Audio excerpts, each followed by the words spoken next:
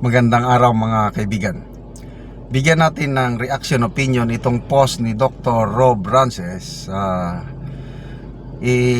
Sinulat niya tungkol sa net negative ratings ng mga cabinet members ni PBBM. Kung si Pangulong Marcos sa dalawang survey ni SWS at saka Pulse Asia ay negative ang kanyang mga net trust and performance rating, mas malala pa ang kanyang mga cabinet secretaries. Ito, basahin ko ha. Publicos Asia end of the year survey quietly delivers a brutal verdict. President Marcos Jr. own cabinet now sits at a net negative 27 net ratings. As a whole, ang cabinet ng Pangulo, meron silang 24% approval rating versus 51% disapproval. So, ang kanilang net is negative 27. No amount of messaging can fix what is clearly a governance breakdown. This comes after, number one, social weather station showing BBM a net negative 3% net rating. Pulse Asia placing him a net of negative 14. And now, Publicos Asia confirming that even the administration as a whole is deeply rejected by the people. With three different polling firms using different methods arrive at the same direction, that is not noise, that's signal convergence. Net ratings matter because they measure something approval alone can't: legitimacy balance. And across all three surveys, the balance has flipped against the president. Worse, the Publicos data shows disapproval rising while approval falls, meaning Filipinos aren't undecided anymore, they have decided. A majority now believes the cabinet itself has failed to deliver. This is how presidencies enter the danger zone. When the leader is net negative, the trust is gone, and even the team is no longer spared.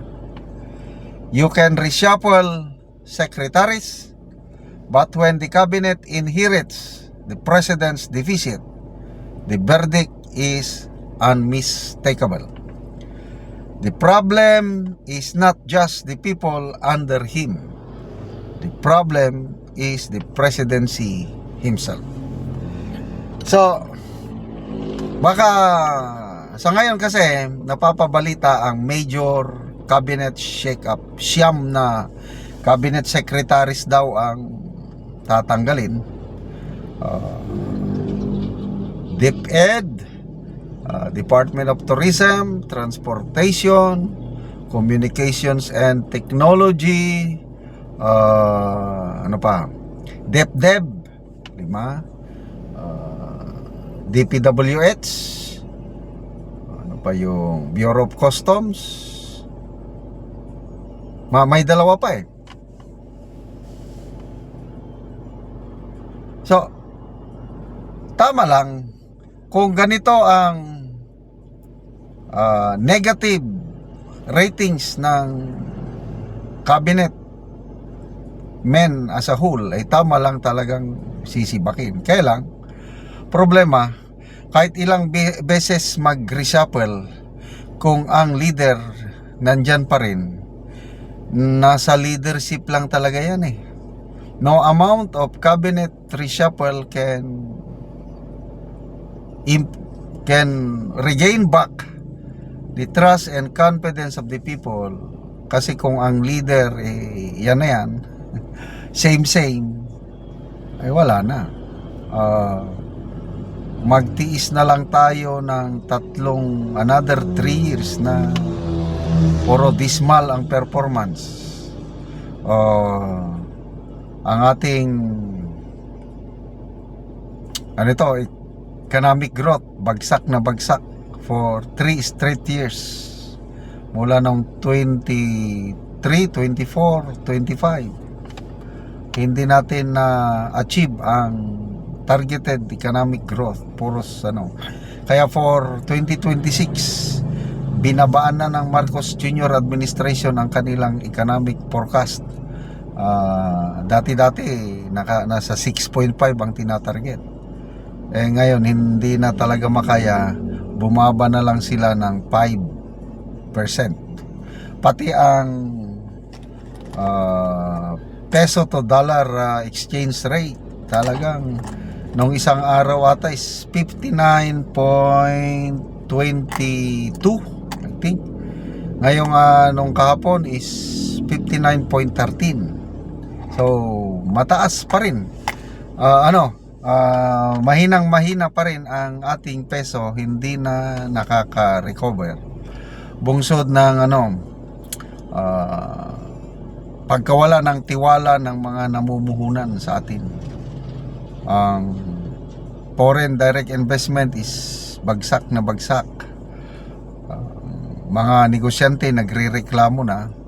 Yung Employers Confederation of the Philippines President Sergio Luis Ortiz, sinabi niya na halos zero, wala nang mga foreign investors na pumupunta sa Pilipinas na naghahanap ng opportunity na mag-invest dahil alam na nila talamak ang problema ng corruption sa ating bansa na up to now wala pa ring malinaw na direksyon, wala pa ring napapakulong. Yung pangako nila na magpakulong ng malalaking isda before Christmas, failure, napaldo. Nangako sila before New Year, paldo pa rin. Ngayon, January na, wala pa rin nakukulong. So, good luck sa balasahan sa cabinet secretaries.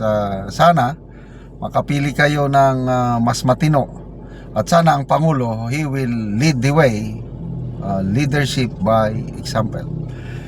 Salamat mga kaibigan sa inyong pagsubaybay sa ating channel. Nakakatulong kayo ng malaki sa tribong Talandig na Bukidnon dahil ang sweldo natin sa channel na ito is pantulong sa tribo. Namimigay tayo ng libreng yero at pako para makapagpatayo sila ng mas maayos na tirahan. Panoorin niyo ang video na ito. Na si Uncle ang natagaan og gero. Salamat daw nga tabangan siya og sin. Sandig. So bisandig lang ni Uncle ang gero. So muna ni ang itsura sa iyang balay. Og karon mo na ni ang itsura sa balay ni Uncle sa tagaan ng Bugero. So mga buslot-buslot na gyud gipang tapakan lang gani ang uban. Tapak-tapakan kulaan. Makita gid nato nga kuan gid kaayo ang iyang hero.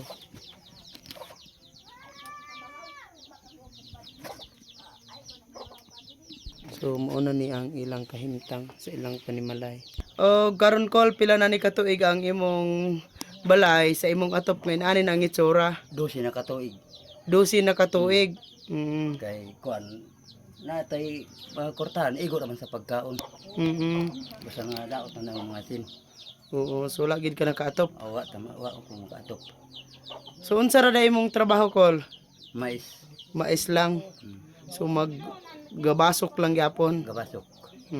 So naa kay estudyante Col wala? Na Pila ka buok imong estudyante? Duha. So unsa na yung mga grade?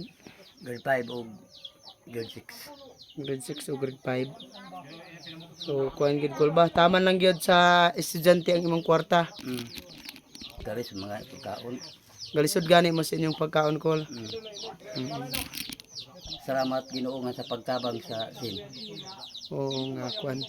So naa pa kay asawa karon Col? naglakaw man siya, nag-apro na bus, hindi na to siya Oh, so nakalakaw siya. Mm. So ikaw lang karon ang nabilin sa balay. Oo, Oo. siguro. So nagpasalamat si Uncle sa Ginoo sa nagtabang sa sin nga makaatop na gid siya. Salamat kay Col. Salamat.